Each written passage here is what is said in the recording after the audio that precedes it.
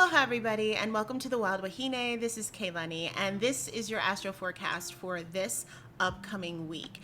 We have a jam-packed week full of lots of energy, so I want to jump right into it. But we're kicking off the week essentially with a total full moon lunar eclipse in the sign of Sagittarius, and we're closing off the week with Mercury going retrograde in the sign of Gemini.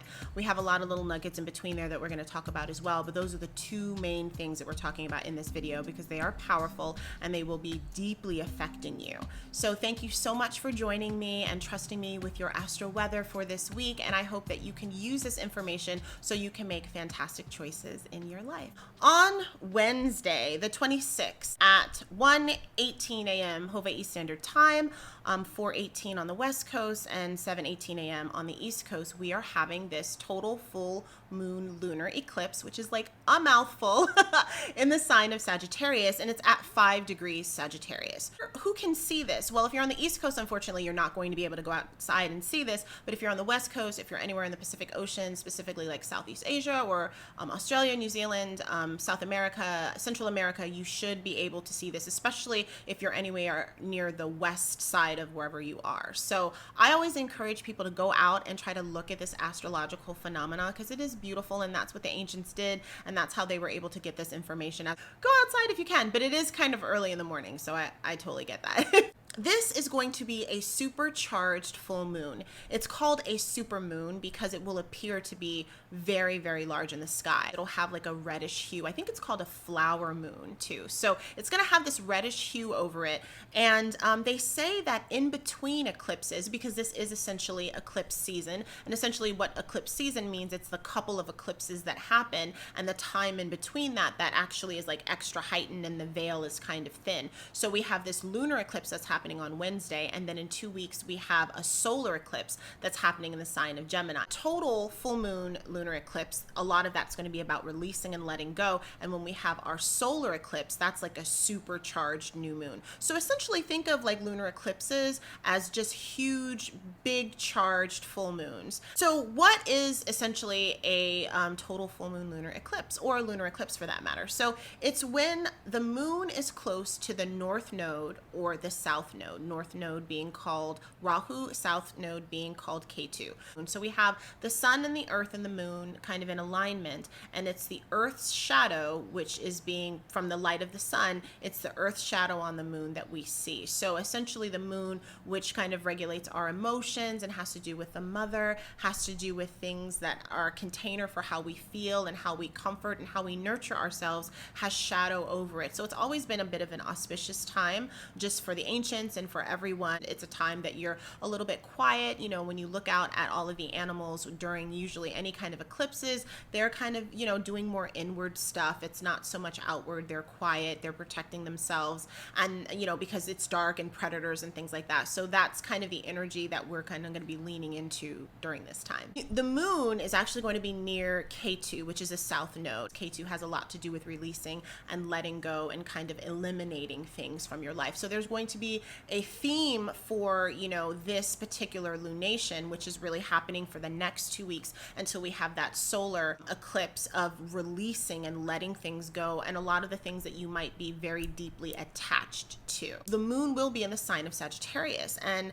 you know, Sagittarius has to do with travel, it has to do with spirituality, it has to do with religion, with wisdom, with philosophy, with higher education, with foreign things, foreign people, foreign countries, foreign matters, citizenship. It has to do with like nomadic traditions. Jupiter right now, which is the ruler of Sagittarius, just entered Pisces last week. So it's sitting at 1 degrees Pisces, and Jupiter again has to do with our hopes and our values, our personal ethics, the things that we know are right, expansion and making things abundance. It is a benefic planet. So even though we're going to be feeling maybe a little bit gnarly energy with this lunar eclipse, it is, you know, in the sign of Sagittarius, and Jupiter is in Pisces and domicile and in a strong position. So even though we might have a loss or we have things that we have to let go, ultimately in the end, it's going to be so that we can kind of really open up to the abundance that's there for us. So it's this idea that if your hands are full, you can't gather anymore. You actually have to empty your hands so that you can gather more things. This is kind of a big no magic time,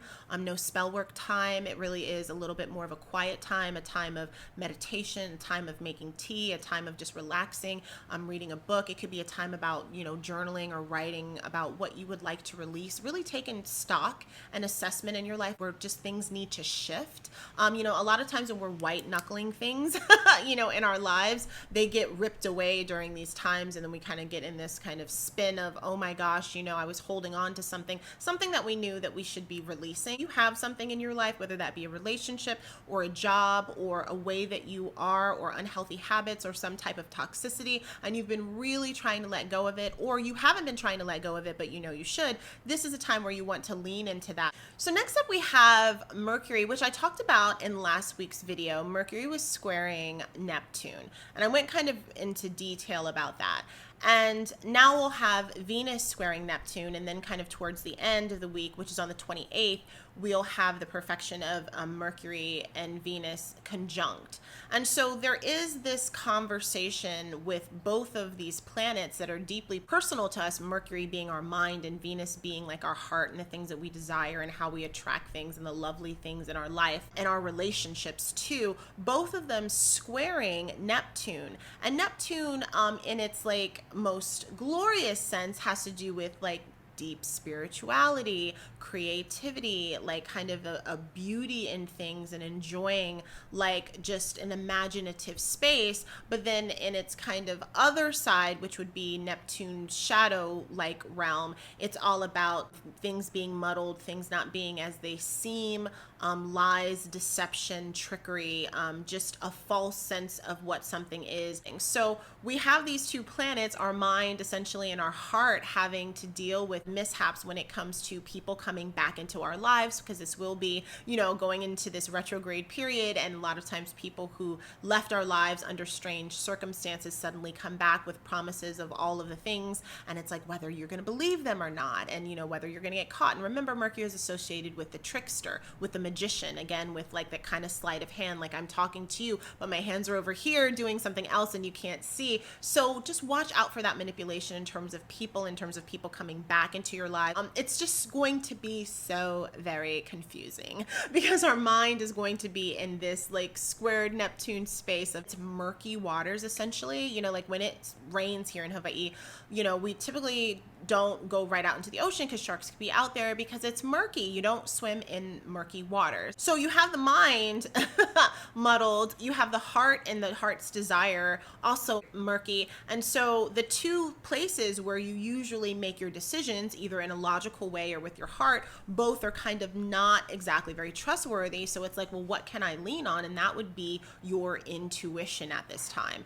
Now, again, everything's going to be just a little bit off just because we have the eclipse that's happening and we're going into this retrograde period. So just know that it's going to take a little bit more time to walk through the forest and really see what's going on. It might take some questions. It's definitely not a time to kind of rush into things, rush into people, rush into relationships, rush into business partnerships or any types of things like that. You really want to make sure that you're getting all of the information so you can make empowered decisions. Beware of the, ooh, look over there, something shiny syndrome, which can really happen right now. You know, the grass is greener and so you want to be over there. That is so Neptunian, like kind of not really thinking about like what's in front of you, and that something outside of you is always going to be the better thing, and kind of escaping into that, because there is this, you know, quality with Neptune and Pisces of escapism. Like I'm going to run away and join the circus, but then when you get to the circus you realize, wow, I'm shoveling like elephant poo and it smells, and you know, we have to wake up early in the morning and the animals can be grumpy, and suddenly like that idea of what you thought it would be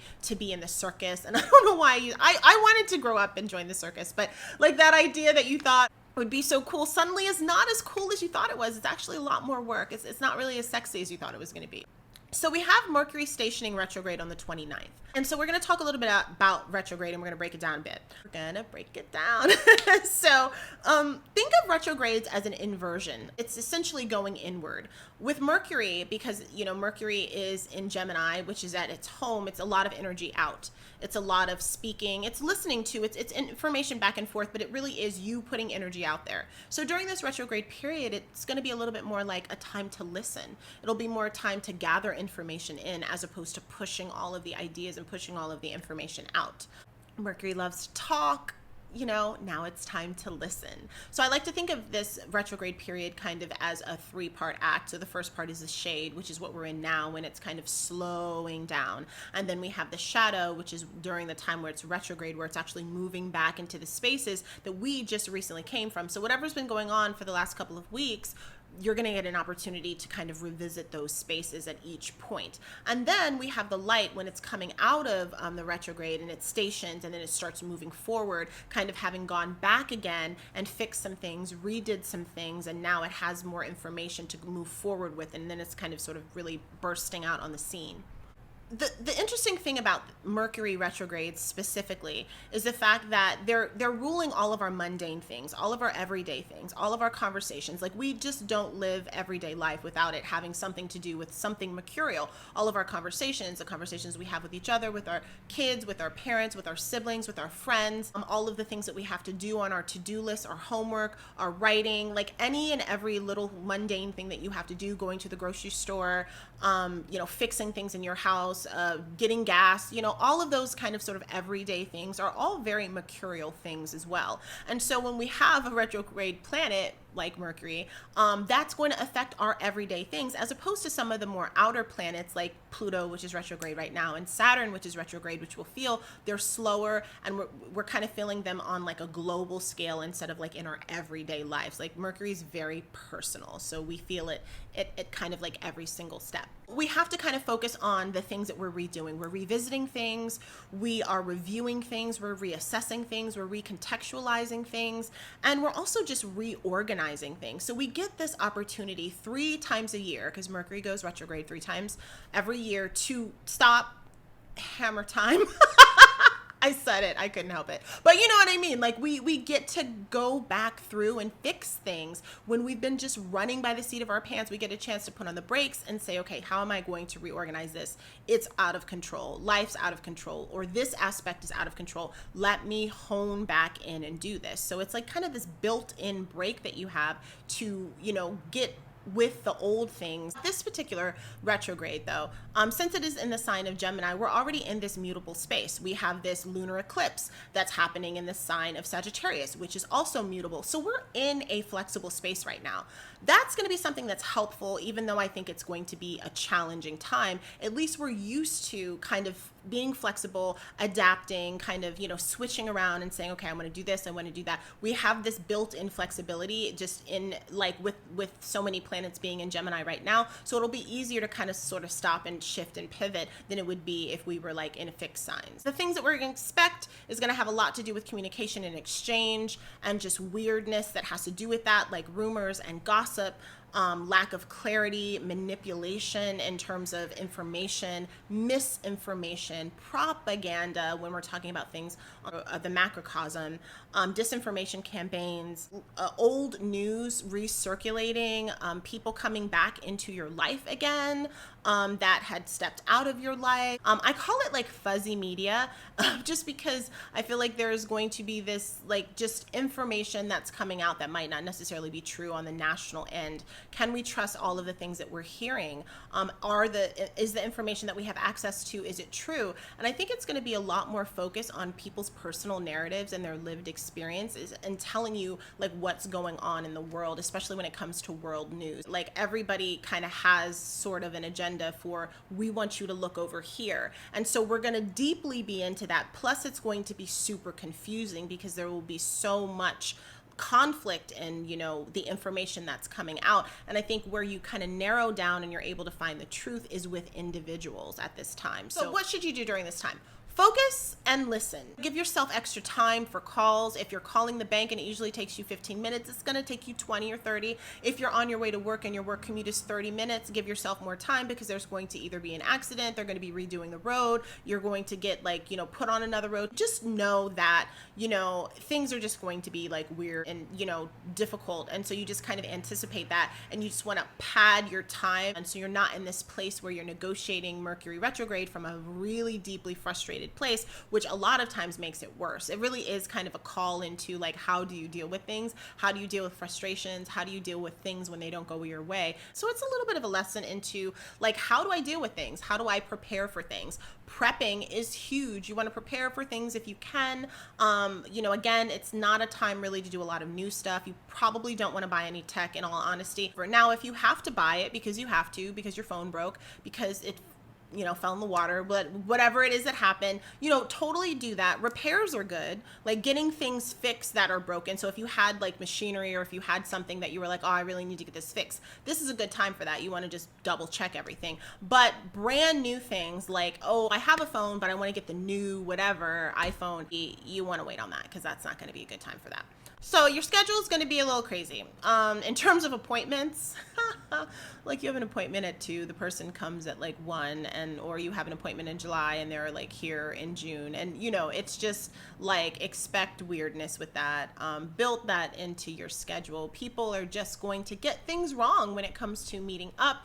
Double checking the location, double checking the time, double checking all of those things are going to be super important, especially if you're switching around things and you're changing things, because it is Mercury retrograde, and that's just kind of sort of how he rolls. So one thing that's going to be helpful, I think, in finding grounding during this time is going to be looking to your Saturn placement.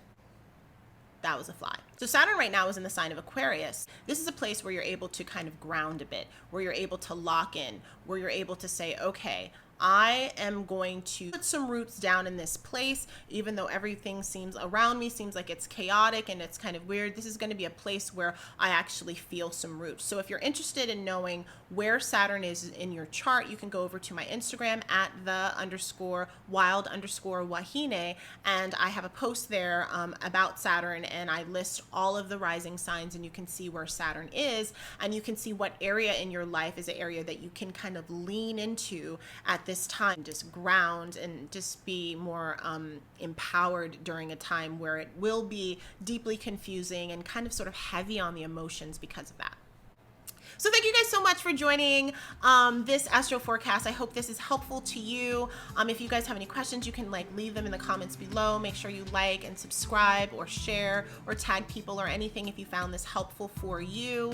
Like I said, if you have questions, you can contact me directly if you're interested in getting a tarot reading or an astrology reading at www.thewildwahine.as.me. Make sure you go over and check out my Instagram at _wild_wahine.